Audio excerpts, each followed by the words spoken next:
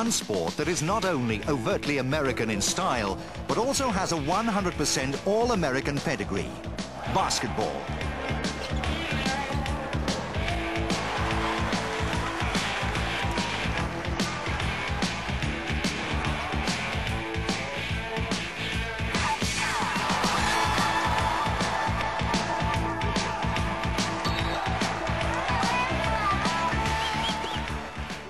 The breeding ground of the game was the clubs and YMCAs that appeared all over America at the end of the last century to encourage health and fitness among young people.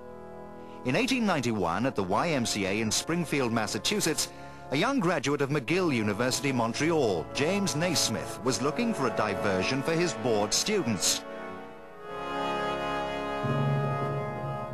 He nailed a couple of peach baskets at either end of the gymnasium, devised a few rules, and founded an entirely new sport. It spread like wildfire. The Buffalo Germans were the first major force in the game. Players like Ed Wachter of the Troy Trojans popularized basketball beyond the YMCAs as it became professional. By the 20s, many pro teams were established, barnstormers who traveled the country looking for opponents and trying to make a living. The sport began to take on a distinctly ethnic flavor. Irish teams like the original Celtics, the Philadelphia Spars, proud of their Jewish heritage, and the black teams, the New York Renaissance, the royal flush of the basketball court. The most famous of them all was founded by Abe Saperstein, the Harlem Globetrotters. They won the World Championship in 1940.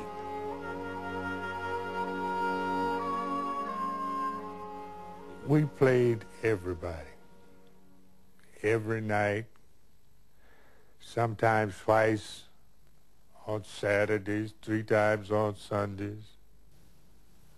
Ride 500 or 600 miles, get out, play. We had a good team, as good as anybody else in the country. When later a professional league was formed, excluding the all-black Globetrotters, they were still the best. Their unique style overcame the champions of the day, the Minneapolis Lakers, in a challenge match in 1948. In 1950, the first black players were signed for the NBA. The Barnstormers declined, and the Globetrotters stopped playing competitively to concentrate on what they did best: entertainment. From its earliest days, basketball has been a major sport in the colleges, and the annual college championship, the NCAA Final Four, is one of America's greatest sporting spectacles.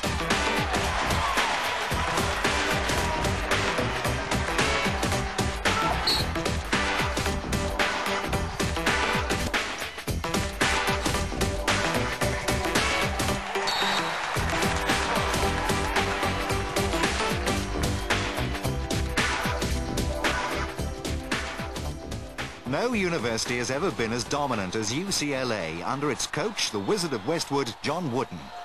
I think he is the epitome of college coaching. He had honesty and knowledge, and he showed us how to win, and he lived his life in such a way that he was an excellent role model.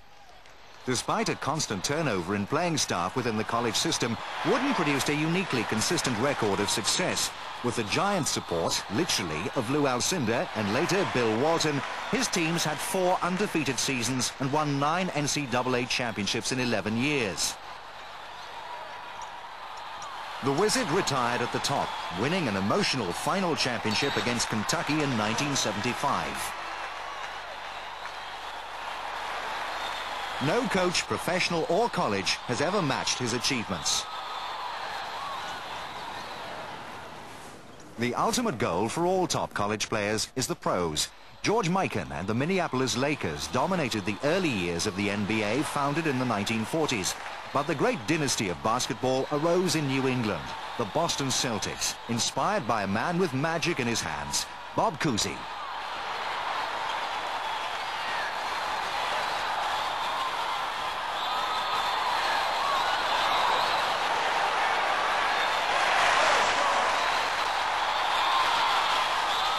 It was a beautiful, harmonious, loving relationship for 13 years.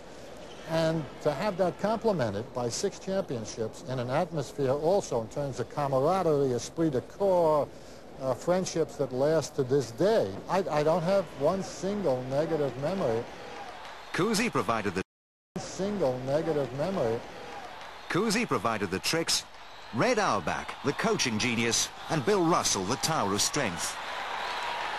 Russell was a superstar.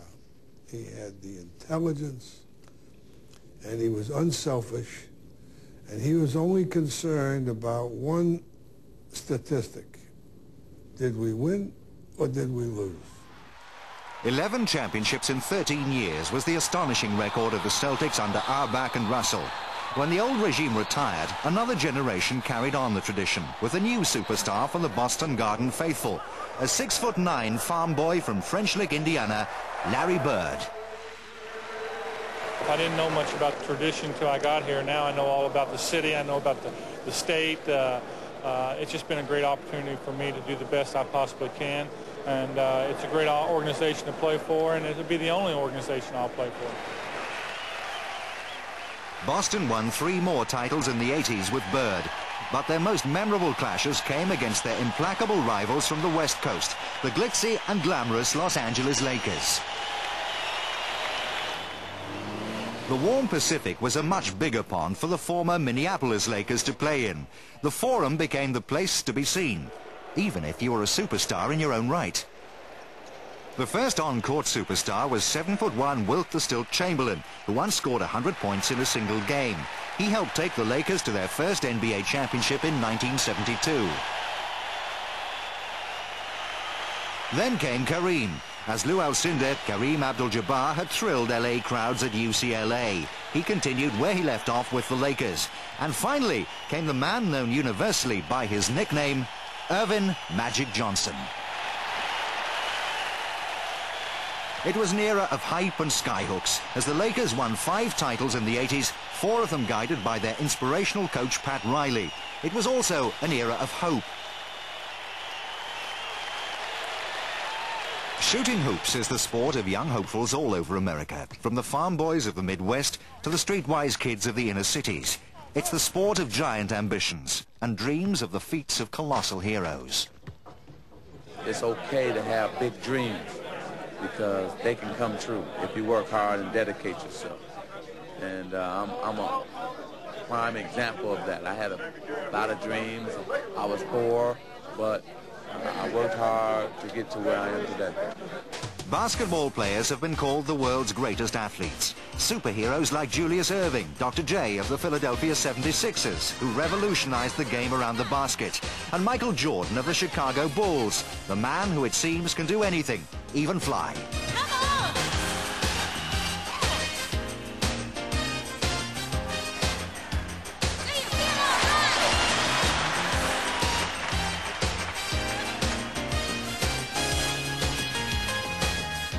In the 1990s, as the world gets smaller, basketball is getting bigger, as slam dunk enters the worldwide vocabulary.